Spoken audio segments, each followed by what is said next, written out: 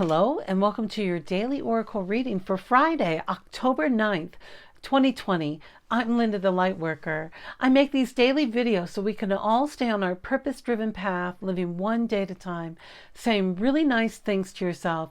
And this channel is really about self-care, making sure that we're doing our own work so that we're not projecting any sort of our craziness on anybody else. Oh, I don't mean crazy. You know what I mean? Like there are a lot of emotions happening right now. And so us tapping into our own stuff and knowing what we're doing before we help somebody else, that's what I'm here for. So anyway, if this is your first time, thanks for stopping by. All the information about the tarot decks that I use, or if you'd like to make a donation, all that info is right down below in the descriptions box. You can check out my website, LindaTheLightWorker.com, or you could email me directly, LindaTheLightWorker@gmail.com, and I'll get back to you just as soon as I can. All right, today I am working with the Mother Peace Tarot deck. Now, this is one of the, I call her one of the grandmother decks. I know, the tarot's been around since good knows when, like wasn't it one of those first witches? I'm asking my imaginary assistant over here. When were those weird witches? I don't know. It's been around a long time. I don't have the history of tarot in front of me. But anyway, the Mother Peace deck was a big part of the New Age movement and about really tapping in and using oracles again. So anyway, check it out. It's fantastic. All right, our first card today is the Eight of Discs. And the way this card was thrown today, it showed up in the reverse position. Now, normally, when I'm reading our cards, or if I'm working with Gregory or the World Spirit deck, both of those decks are designed without using reversals. But with the Mother Peace Tarot, she has very clear instructions on what each card means when it comes up in the reverse position. So I feel that's important to share when I'm working with this deck. Each deck speaks differently. All right, so this card was in the reverse situation. Now, these are a bunch of women doing their work, women's work, whatever that is, crafting, making blankets, preparing, canning food for the season, preparing. That's what women do in tribal times, right? Or make arts and crafts. My favorite part, arts and crafts. So this came up in the reverse position. So what this talks about is maybe you're not feeling so inspired at work or at home, or how you're working from home, or this routine, this COVID, this whole isolation, or people have really cut back so dramatically, the income insecurity, on and on and on and on. I don't want to get around that.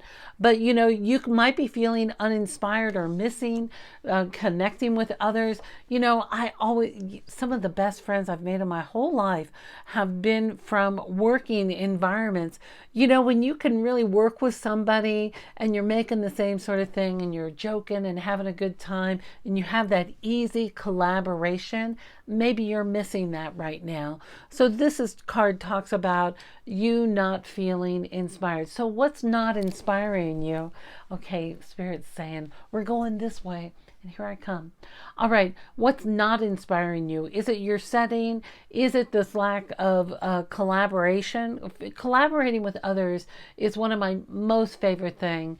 That's why I love the program, you know, the anonymous programs where you can show up and be a part of a meeting or participate in connecting with people in that way. Now, listen, if you need a meeting, get a meeting, because they're so good for us. They make us feel great. But maybe in your work, maybe this isn't your inner work we're talking about. Maybe this is your physical work. And maybe you've been in a lot of fear about the near future. There's a lot of stuff out there.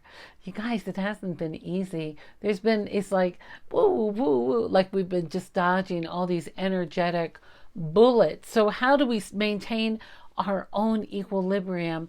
And if you're not feeling inspired in your work, maybe you're feeling concerned or fearful about the future. Being able to channel that fear into a creative project can change your whole outcome. You know, and I like to say that it will work because it's based on physics, a basic, what is it? Schrodinger's cat, I think, right? The cat's dead or alive, inside or outside of the box. We don't know until we see it. right? So that means that the observer has an impact on the outcome. So they say. That's one of the philosophies. And I'm butchering this. I'm not a scientist, but I like to play one. I love physics and science. So anyway, so what does that mean? Turning that fear into creation. When we turn our fear, when we say, hey, I'm a little afraid, maybe you had a medical test of something that came up, or, you know, they got to do biopsies, that sort of thing. Maybe you had that and you knew you could be all consumed while waiting on pins and needles for a result, a test result, and be completely focused on that. Or you can shift that energy into a creative project, maybe painting, maybe doing a slideshow, maybe doing something else, shifting your attention from fear with consciousness and turning it into creativity. Maybe you'll start collaborating with others again. It might be that little push, that jump start that you need, rather than focusing on the test. And then when the outcome, because so many things are out of our control, when we shift our attention, perhaps our energy has the impact of changing our future. I don't know. You know, Abraham Hicks says that it's part of the truth, that it is part of that vision, that being able to visualize it is part of it. So that philosophy is out there, the law of attraction. All right, our second card is, this is interesting. We had the Priestess of Swords. I'm going to adjust my lighting, but I don't have any, you know, it might go strobe light on me. So stay with me. I'm sorry about that if it does. Let's see what happens. Yeah, it's like I'm at the disco in 1974, right? I'm not that old. I would have been a baby in there. But okay, here we have this woman, this priestess, this high priestess. She's standing on a mountaintop, and she has whispered her intentions, her visions, her ideas into the ear of the snowy owl and sent it off into the universe. So this is the invitation of find what's missing from your work life. Like, do some personal, inquisitive writing or thought, or have a thought conversation with yourself and find out, do some thought-provoking questions. Ask yourself, like, what am I missing in this room? Like, really just sit in it, you know, and feel it. And then ask yourself, what is it that I want to create? Who am I now? That's all I keep hearing over and over and over again. Who am I today? Am I ever going to make a book? Am I going to need all those bookbinding supplies? I don't think so, right? I don't think that's my path, but it was great that I tried it out. So I know I'm not a bookbinder. Maybe I write in a different way rather than write the actual hard book. Maybe I put words in the book. So I'm just using that as an example, how my thought, like to come up and say, oh, I'm a writer, I need to get back into writing. That's a message for me. But the message for you will be whatever message you get. So then when you gather up that inspiration, what we know we want to keep doing as we move forward, like, yeah, I want to do this new way. I want to create more music or make more art or switch from watercolors to oils or to acrylics, like switch platforms. Or, oh my gosh, one of my souls, she does a lot of rubber stamping, like so cool. So anyway, think about what you want to do. It doesn't have to be creative. It could be whatever that work means for you. And whisper that into the owl's ear and send it off into the night sky and under the gazing of the moon. If you have a clear night, that's a wonderful way. They say the full moon, but it doesn't matter. Just send it out there. Send it out. Send it out. Here's the other thing to remember that I came up in a reading the other day with a friend, is that if we want angels in our life, we need to call them in. So this is a nice way to call in your angels also. Very gentle. You know, angels hear everything. We don't have to yell at them. It's not like they're a baby. You don't have to yell at a baby. All right. So our final tarot card today is the Shaman of Swords. Now I shuffle and shuffle and shuffle these decks, but when they come together in sequence, the Priestess with the sword, this is what your result's going to be. When you're able to be very clear about what you want to create in your life, and you write it down or you send it off onto the wings of your owl, your imaginary owl, and do it in your mind with such clarity and consciousness. Now you have the opportunity to speak directly with spirit. See, this eagle is sitting up here atop this ladder, and look at hardly the way the information gets there is it's all swirled around in colors and in energy. And when we send that out, we send that energy out, we speak with spirit from our heart.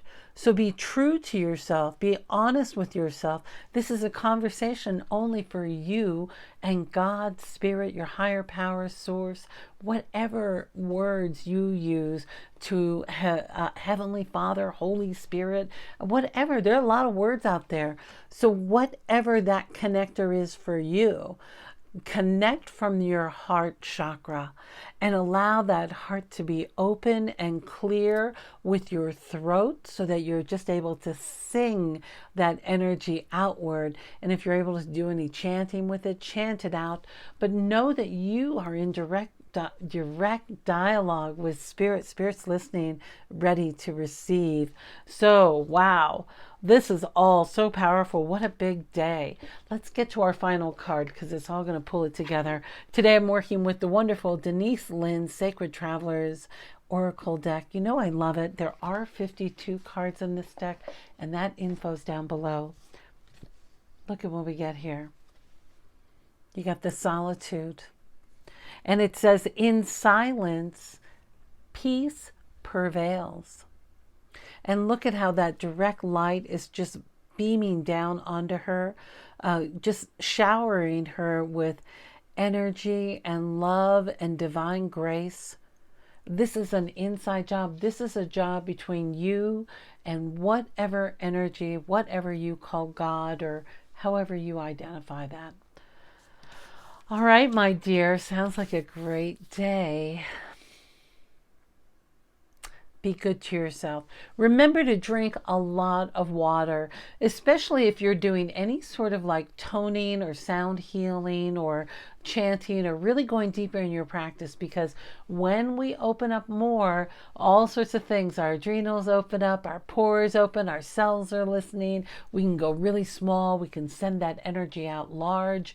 And so we need to stay hydrated and healthy on this planet. So drink a lot of water, the cleanest, best water that you can find, and really put the most nutritious food into your system if you can. Do that. Be nice to your body. Say nice things to it. All right, my dear, that's our reading for today. I love you, and I look forward to seeing you next time.